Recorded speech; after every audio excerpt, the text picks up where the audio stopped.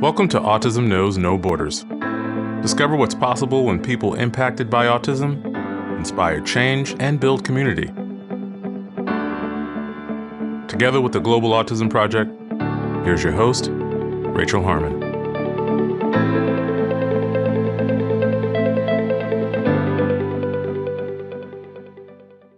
Hello, everyone.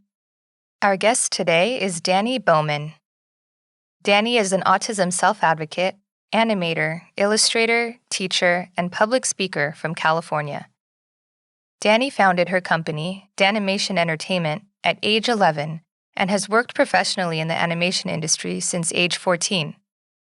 Her company has produced 9 award-winning animated shorts, a PSA for Autism Society of America, and a music video which premiered at San Diego Comic-Con. DaniMation Entertainment has also illustrated 6 children's books and numerous commercial works. Dani teaches animation to teens and young adults with autism and other disabilities at summer camps around the world, in person and online. As part of her advocacy work, Dani speaks at autism and neurodiversity conferences about inclusion in the workforce. She has been a keynote speaker at events such as OCALICON in Columbus, Ohio, the Oklahoma Statewide Autism Conference, Temple Grandin and Friends in Los Angeles, California, and the Alaska Autism Resource Center Speaker Series, among others. In today's conversation, we discuss how autism affects Dani's everyday life, what she loves about her autism, some of the ways in which she feels misunderstood, what inspires her as an animator, Dani Academy workshops and camps, the skills needed to succeed as an animator, and advice for other autistics entering the animation industry. In this episode, discover what's possible when inclusion is animated. To learn more about Dani and her work, please visit our show notes at autismknowsnoborders.com. We appreciate your time. If you enjoy this podcast and you'd like to support our mission, please take just a few seconds to share it with one person who you think will find value in it too. You can also follow us on Instagram at Autism Podcast, subscribe to our YouTube channel, Global Autism Project, and join our community on Mighty Networks at community.globalautismproject.org. And now I present you, Dani Bowman. Hi, Dani. Welcome to Autism Knows No Borders. Thank you for being here today. It's my pleasure. Could you please briefly introduce yourself? I am Dani Bowman, founder and chief executive officer of DaniMation Entertainment, an animation company that I started when I was 14 years old, and I also happen to be on the autism spectrum. I have a BFA in animation and an MBA in global strategy and leadership, and I am pursuing to get my PhD that focuses on positive developmental psychology, focusing on autism. Wonderful. So before we get into your animation, let's talk about your autism. When were you diagnosed? You could say I was diagnosed like around 5 or 6. My mom's the one who notices my autism like quirks and traits. That is around the time when I was being put to when I was 5 years old, going to preschool. Okay. Did you understand your autism at that point, or did you find out about it later on? I found out that I have autism when I was 11 years old, at the time when my sister and I moved in with my aunt and uncle. My mom had to work full-time, and my dad was not helping to take care of us.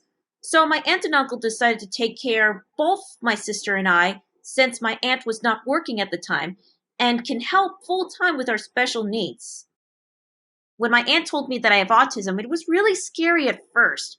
I didn't know what autism was. I didn't understand why I had to be so different. Do I have to find a cure or something like that? But she says, no, it's just a different way of thinking. It's just a different way of thinking. Mm-hmm. How does autism affect your everyday life now? Well, I am not so sure how to answer that. I was born this way, so I don't know any different. I have 2 different types of quirks, which are verbal apraxia and face blindness. With verbal apraxia, I had a hard time articulating my words. And with my face blindness, it's hard for me to recognize faces. I guess you could say I had a hard time understanding social cues. I do have triggers. Certain things like sounds hurt my ears, like loud piercing noises, like when I go to amusement parks where people are screaming in the rides and babies crying. I have to really focus on my organizational skills. That is the hardest one for me. When I was younger, I used to have more triggers. Well, not more triggers. I've just learned how to control my triggers. For example, I would remove myself from the situation that I am not comfortable with. I guess you could say I learned how to blend in or mask really well, but it's exhausting. Hmm. Yeah, masking. This became a vocabulary term for people on the autism spectrum if they're just trying to fit into society. Mm-hmm. What are some ways that you mask or that you were masking before? What I do is I control my autism like quirks, like, for example, not talking to myself. People would look at me like, what? What is she saying? I would also have to give them eye contact and smile. All these are the examples of masking, Mm-hmm. making sure that I don't show my autism like traits. I see. When sometimes you just don't feel like smiling. Yeah, but I'd like to smile sometimes. Okay, got it. So, what do you love about your autism? What I love about my autism is the ability to hyper focus on the important tasks and my love for animation. I also love traveling, trying new things like unique cuisines or staying at unique hotels. It's pretty funny that most people with autism would be stable and don't want to try any of them. They don't want to try anything new. It's pretty much the opposite for me. Hmm. So, you like challenges and new experiences? Yes, I do. That's what I find so much fun when I travel to different places. It's a wonderful thing. Mm-hmm. Are there any ways you feel misunderstood about your autism? There are plenty of times I felt misunderstood. For example, sometimes if people don't know me, they think I don't care because I don't return phone calls fast enough. Really, I prefer texting, and sometimes people think I am not listening. I listen and understand way more than people realize, especially when I was going to university. My professors sometimes thought I wasn't paying attention, but I was. I always get good grades, magna cum laude with my BFA and summa cum laude with my MBA. So yeah, I do pay attention. What do you wish the world knew about autism? Well, I wish the world is more tolerant about our quirks, be more accepting, less judgmental, and give us a chance to see what we can do. We might surprise you. Yeah. So, let's talk about your work. Oh, right. What was your first inspiration for doing animation? Oh, right. My first inspiration for doing animation was the creator of Pokemon, Satoshi Tariji. When I was about 5 or 6 years old, I was in love with Pikachu from Pokemon. I used to pretend to be Ash Ketchum and would always carry around my Pikachu plush with me. While finding out that I have autism, I found out the creator of Pokemon, Satoshi Tariji, also has autism, and he started his company Game Freak when he was 17 years old. So I set out to beat his record of being 17 years old when he started a company. That was also when I realized that being different wasn't so scary at all. It's just a different way of thinking, and I can use my different way of thinking. You see, we all need role models, and Tariji was the first role model and inspiration. So by age 14, with the help of my aunt and uncle, I officially launched DaniMation Entertainment, an animation studio that I hope would be a major animation studio someday, like Disney or Warner Brothers. It was formerly called Parlay Animation Studios at that time. So yeah, I am a bit competitive. So, when you're creating an animation project, what's your favorite part? Like, what kind of fuels the passion for you? My favorite part is seeing all the animation coming to life from concept to completion. When you see an animation being done, you're seeing the story being brought to life. You see, in every animation production, there are 4 stages. First, you have development, which consists of premise and outline of story. You have somebody who can do who's pitching the story and development and getting the ideas. You have pre-production, which means you have people that write scripts, storyboards, and voice acting and visual development. You have production, which consists of doing an animatic and doing animation. And then post-production, where you have all the editing and the music and sounds and audio mixing. My favorite part is seeing how it's brought to life, seeing how it works from concept to completion. Where do you get some of your ideas for the stories? Sometimes I get inspirations for my stories from my real life experiences, and other times from my clients or from my friends.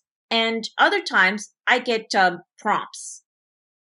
For example, the Easter Seals Disability Film Challenge gives us prompts to create a 5-minute mockumentary. And one of the prompts is, what is your biggest discovery when you're creating? What is something that you have discovered? So my team and I, that consists of 12 team members, 9 of which who are on the autism spectrum, and also who are my students, we created a 5-minute short mockumentary about working at the home office. It's called The Home Office, The Making of Cartoon HQ, which won for Best Editing for the Easter Seals Disability Film Challenge, won for Best Editor out of 94 films, which is amazing. Wow, congratulations. Thank you. Yeah. So you mentioned that you have some students, and that is one of the things that you do at DaniMation, right? It's called Dani Academy. Yes, Dani Academy. And you have workshops and even a camp. Tell us about that. So how did the Dani Academy workshops and camps begin? I first started teaching animation when I was 16 years old with Joey Travolta of Inclusion Films, a film workshop that works on elevating people with disabilities in the film industry. I was first introduced to Joey Travolta by a mutual friend of my uncle when I was about 15 years old. He was so impressed of what I was doing with my animation that he asked me to come teach animation at his workshops in Burbank and Bakersfield. A year later, when I was 16, he invited me to teach animation at his summer film camps around the country, and that is when it all started. Soon after, at age 17, in 2012, I branched out on my own to teach in other locations like OCALICON in Columbus, Ohio, and in 2014, Animation Gets Real at the University of South Florida with Arts for All Florida in Tampa. Then, in 2017, Arts for All Florida expanded to its location to Miami, Florida. And in 2019, so far since 2019, Animation Gets Real expanded into 3 locations for 3 weeks, which is 1 week in Tampa, 1 week in Miami Gardens, and 1 week in Cutler Bay, Florida. Plus, the same year, we branched out for 2 more camps, one in my hometown in Montrose, California, and at University of Plymouth in Devon, England, UK. Originally, in 2020, we were scheduled to teach at over 11 camps around the country and the UK until the COVID-19 pandemic hit. We had to cancel 7 out of 11 camps. For the remaining 4 camps, I quickly pivoted to online. Okay. What have you learned from having to transition everything to digital? Okay. When the pandemic happened, it was scary at first because I was not sure how I was going to continue with the camps. However, I was in my last semester of my MBA program, and I was doing hybrid classes, half online, half in person. And I knew that doing classes online was pretty easy. So I applied my hybrid classes to my animation classes. And it worked because my students can join my class with just a few clicks of a button. Another positive about teaching animation online is that I found my students understand the lessons more than in person because I can work more closely with each one. For now, I don't have to worry about traveling to teach my summer camps since all my animation camps have gone virtual. Unlike the camps in person, students not only find it easier to take classes, it gives students extra time to work on their animation projects outside of class. This summer, I am doing virtual again, I have 3 one-week summer boot camps, and they are all sold out except for the June 7th to the 11th. So if anybody is interested in taking animation and music summer camps, please contact me right away because space is very limited. I am also doing another summer camp on July 12th to the 16th. This will be an animation and voice acting session. And again, space is limited. All right. Well, we'll be sure to put some links in our show notes so that people can sign up and check out your website. Mm-hmm.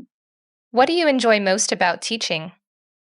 What I enjoy most about teaching is seeing a whole diversity of students' creativity coming to life as they bring their animation to life from concept to completion. If we see a student work that is exceptional and beyond what we expect, we invite them into animation opportunities like contests, like I've mentioned, the Easter Seals Disability Film Challenge. We involve our students in many projects, including film challenges, and the intention is to teach them how to work in teams and meet deadlines. I also try to include my students in commercial projects, of which they do get paid depending on the project. DaniMation's mission is to help students get ready to turn their passion of animation into a career that sustains them as adults. The key mission for DaniMation is to educate and elevate people with all abilities, including autism, into the animation industry. So, other than being a good animator, what other skills are necessary to succeed in this industry?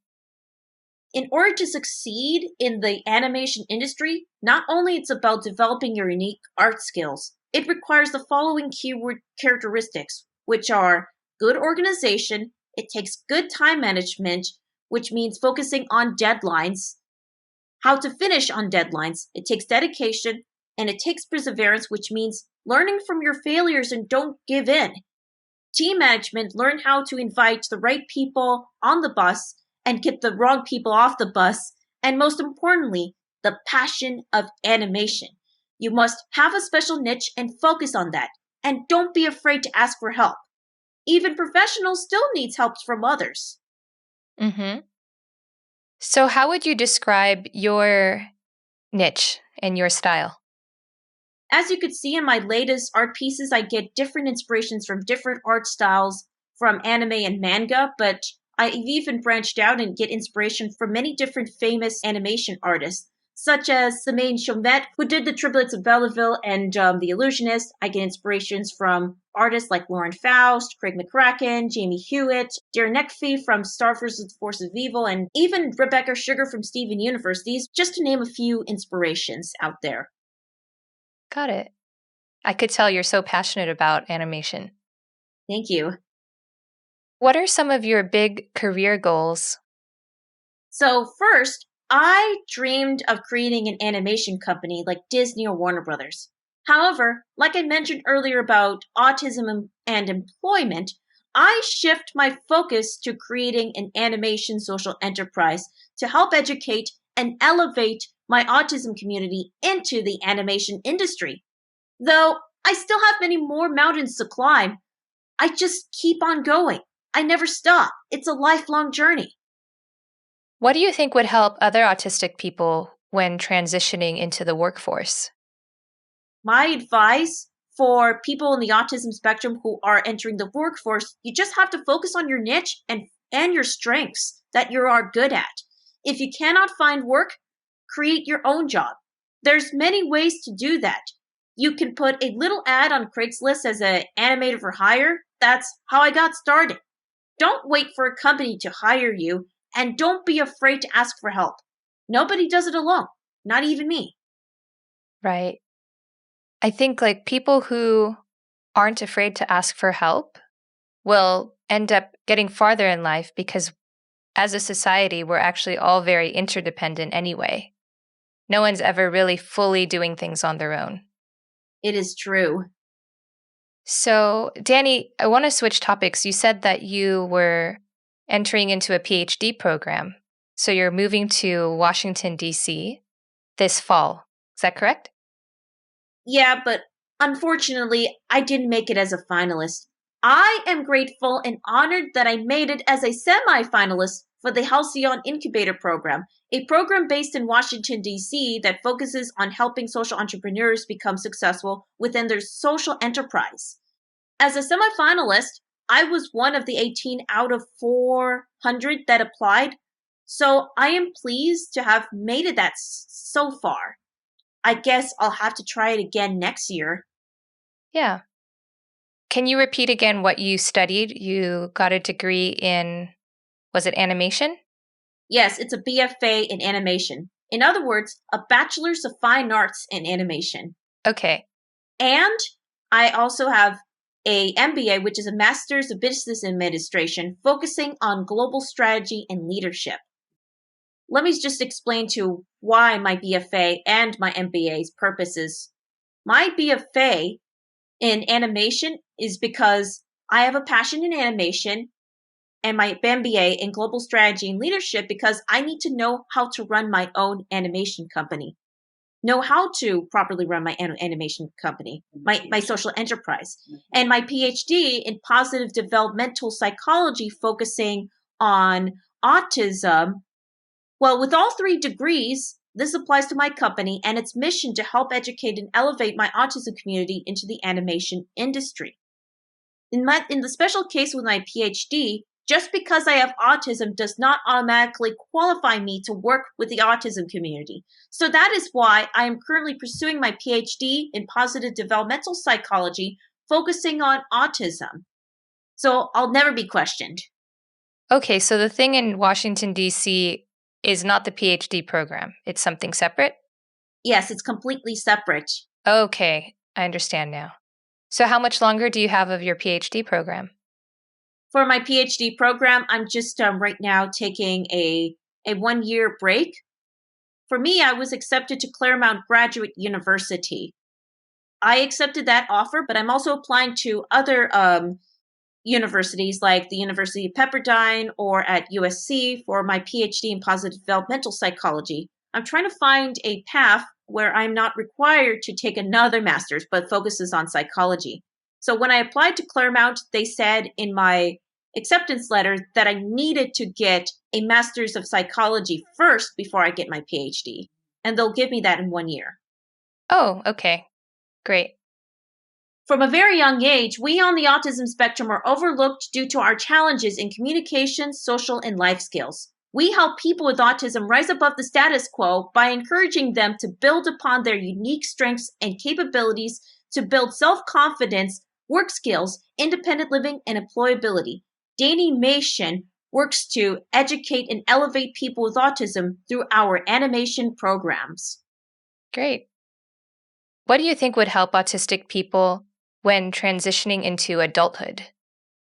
When they're transitioning to adulthood, when they're attending college or universities, it's always good to look into autism services and programs to help them get through college success. And remember, like I said, don't be afraid to ask for help because we are anyways, like you said, interdependent people. We are interdependent society. We help each other. And don't be afraid to ask for help. What were some special accommodations that you had in school that really helped you? When I was attending Woodbury University, Woodbury University has a really good disabilities program where they gave me extra time for tests. They allow me to record lectures. And when I need to get extra homework help, Woodbury University that do provide peer mentoring. They do provide peer mentoring, which means they do peer mentoring on writing and on math programs, which is amazing. Mm-hmm. Great. Okay, Dani, I'd like to close with one last question. What advice would you give to other autistic animators, specifically some who are very young, like at the early ages when you started animation? My advice to my fellow animators with autism: just focus on your niche and your strengths that you're good at. If you cannot find work, create your own job. There are many ways to do that. You could put a little ad on Craigslist as an animator for hire. That's how I got started. But please don't wait a company to hire you. And like I said, never, ever be afraid to ask for help. Nobody does it alone, not only me. And it's always good to get out there. you are never too young to start your animation career. I was 14 years old when I started DaniMation Entertainment at that time. Mm-hmm. What would you say? Sorry, this is another follow-up question. What would you say to autistic animators who might be feeling stuck creatively? If you have what it's called an art block, get some inspiration from what you love. You can use your life experience as a way for your inspiration. I've always found ways to get my art blocks out of the way by looking up new places and researching. I've always researched all the time to discover something new. And when I discover something new, I put them as part of my ideas, my animation ideas. Do you have a pretty strict schedule when you're working on a project so that you can meet deadlines? I do have a very strict schedule when it comes to meeting deadlines. So what I do is I avoid a lot of distractions, because when you're working in an animation studio or work with an animation team, you don't want any distractions or anything to sidetrack you from work. You just have to concentrate. That's what I do. I have to concentrate when I have deadlines. Focus, focus, focus. That's all I have to do to be strict with myself. Discipline is very important. Mm-hmm. Got it.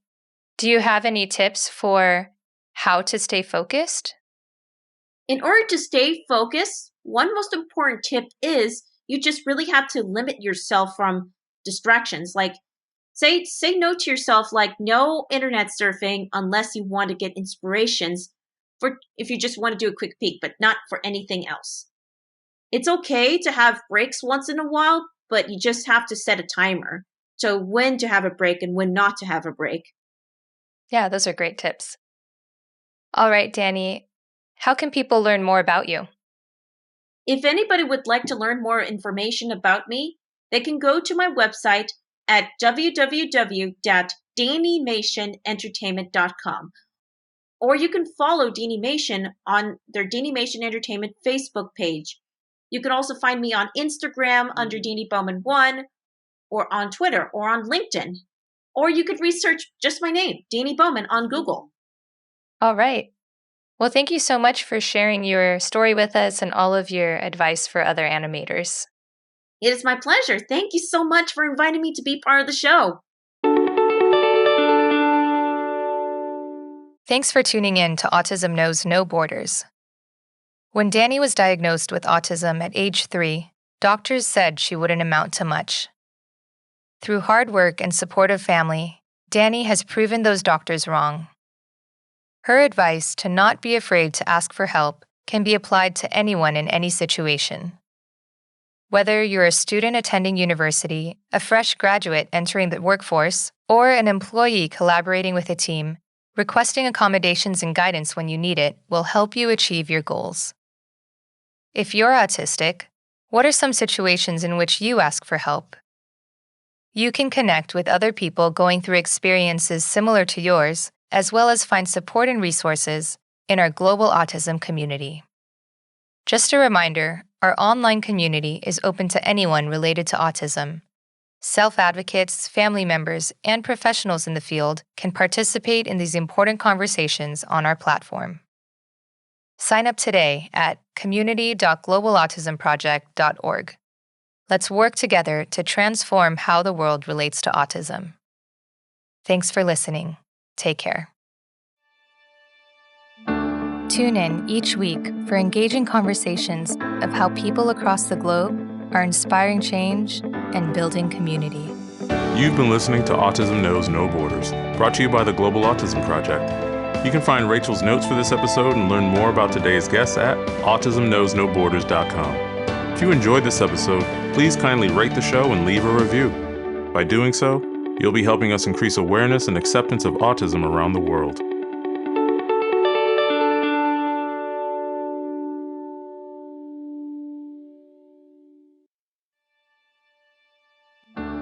You've been watching Autism Knows No Borders. If you like this video, please give it a thumbs up and subscribe to our channel. Also, we'd love to hear from you, so let us know what you think in the comments section. Click here to watch another interview from our podcast. You can also find us on your favorite podcast app. Tune in each week for engaging conversations of how people across the globe are inspiring change and building community. Thanks for watching. Take care.